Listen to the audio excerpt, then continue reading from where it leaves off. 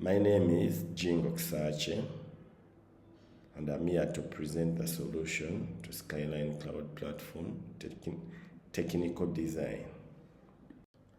As indicated in the question, these are the requirements of the platform for SKYLEARN Cloud platform.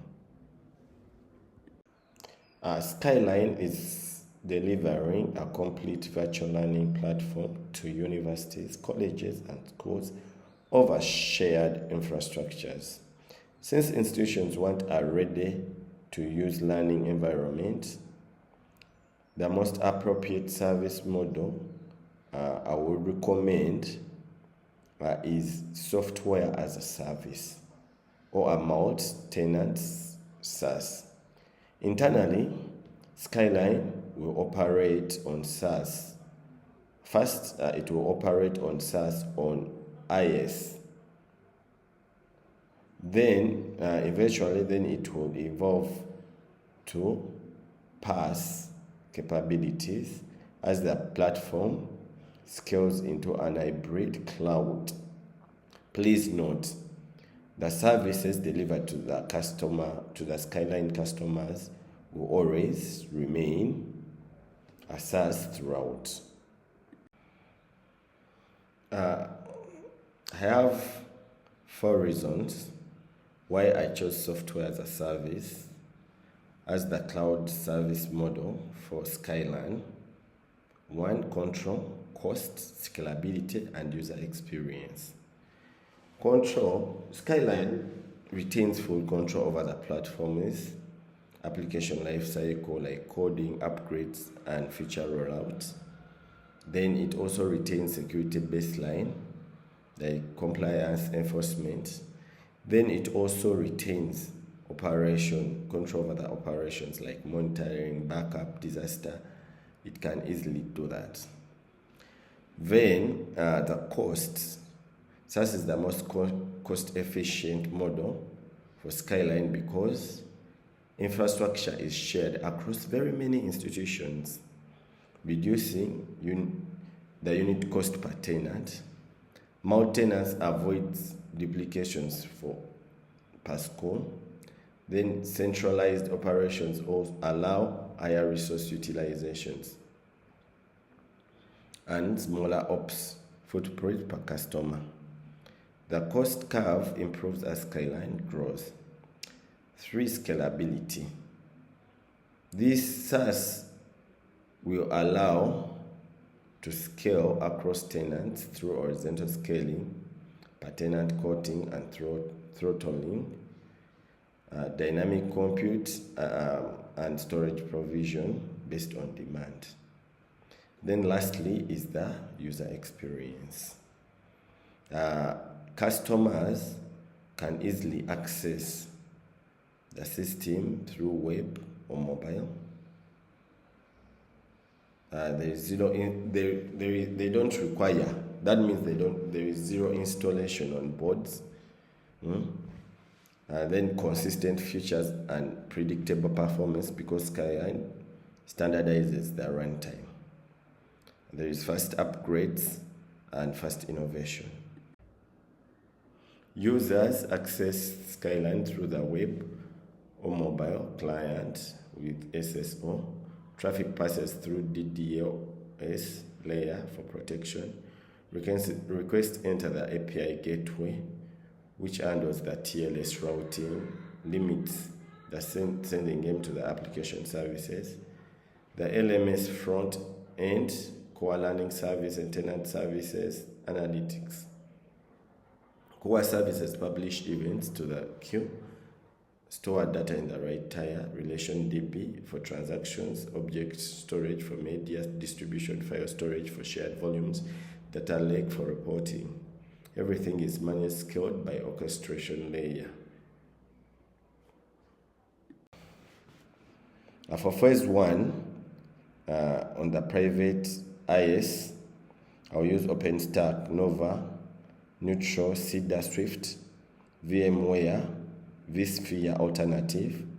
For Edge API, I can use Nginx, Kong, or TLS rate limits and JWT validations. Runtime containerized services on VMs, Postgres HA. Storage, Swift Object Store, CEDAR, Cepher, RDB Block Store.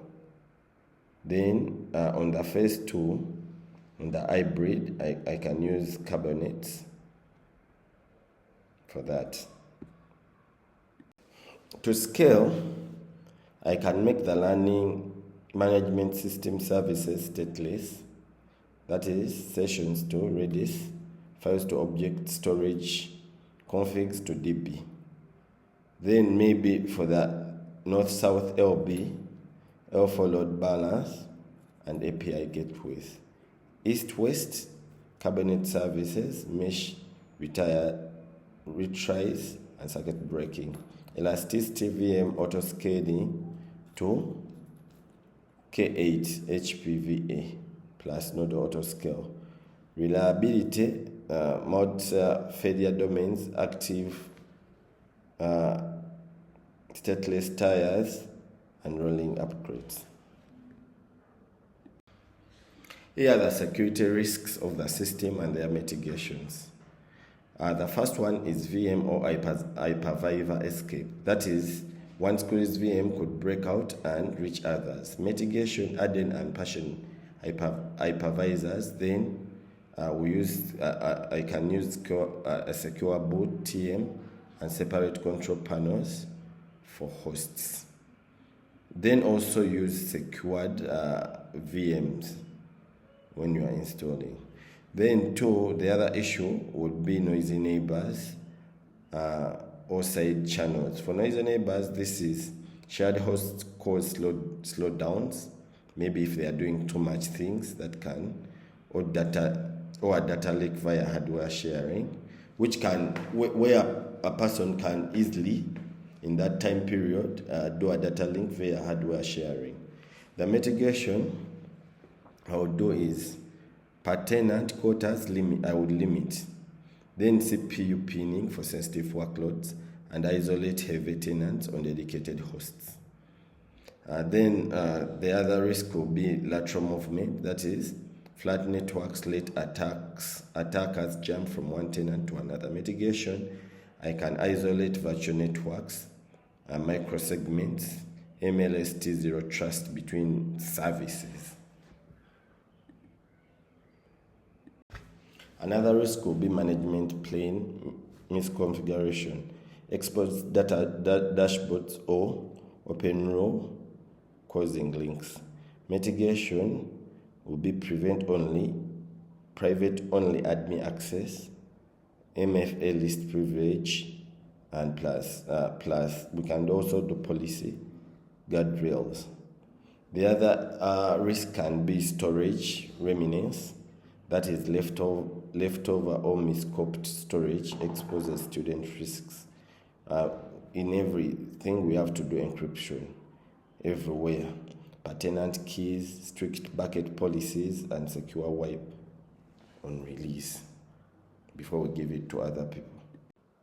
User sign-in on SKYLEARN through web or mobile. Authentication is federated through the institution IDP or central IAM broker. After MFI checks, SKYLEARN issues a short-lived JWT tokens with token and raw claims. The API gateway validates each token, enforces access through policy rules, tenant rules, where all actions are logged for audit.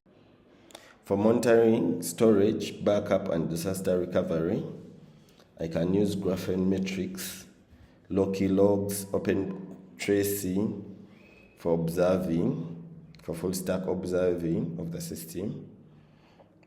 Then for storage, I can use Cypher backbone, block for DB LMS, object for media, resources backups, file for shared legacy volumes, scales out by adding nodes.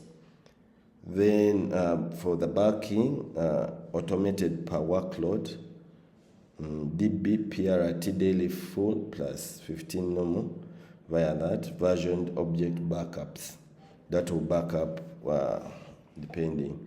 Then for disaster recovery and scale, For RTO, the core less than 1 hour, I limit the times. For maybe RPO less than 15 minutes, maybe you are trying to authenticate, you limit the time in which a person can authenticate. Content delivery media, we still limit time maybe to for RTO less than 4 hours, RPO less than 1 hour, analytic and reporting less than 24 hours, less than that, then there is a timeout.